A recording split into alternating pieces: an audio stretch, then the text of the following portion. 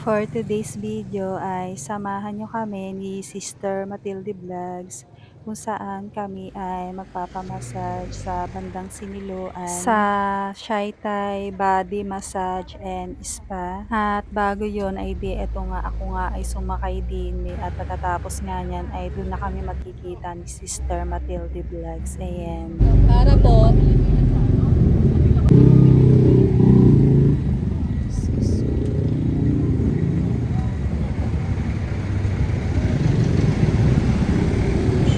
At dahil nga sa hindi ko nga makontak si Sister Matilde Vlog, so ayun, hinanap ko na lang kung saan yung details na binigay niya na kung saan ay sa dimsum daw dito sa may Siniloan tapat ng plaza. Ayan.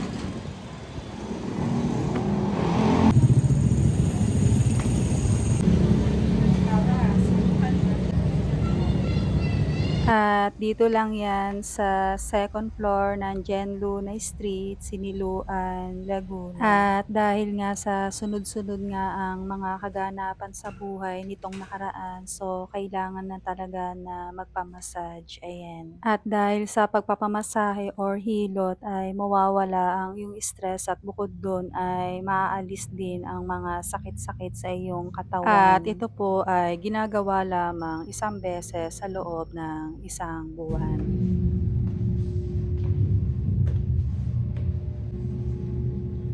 At nang ako nga ay nakatungtong na rito sa second floor ay may sumalubong sa akin at ito nga ay si Manager Kat ng Shai Thai Body Massage and Spa. Lintik ka, nakasaklang ka na pala, leche. Ay! Well, bakit ako kabundikan ko dyan? Lintik ka. Tangi ka. Hello? So, ayun, fast forward na tayo dito. Ang aming pinagawa ay signature massage na kung saan ay isang tradisyon na hilot or masahe na nakaka-relax sa buong katawan.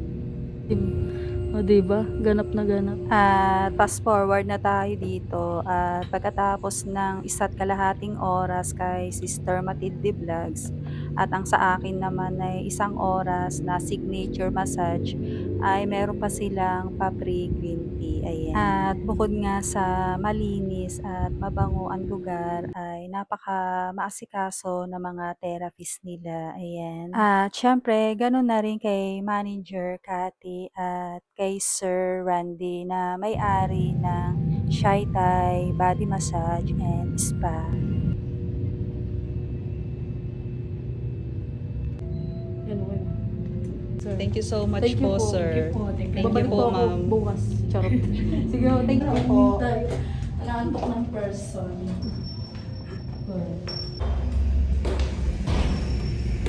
Parang babalik po kami dito bukas. Ikaw, gusto mo mamaya. At pagkatapos nga ng mga eksena ay eto nga si Sister Matilde Vlogs ay nagyayaya sa isang kainan kung saan ay dito rin naman sa Siniluan, ayan. At dahil siya nga daw ay napagugutom na.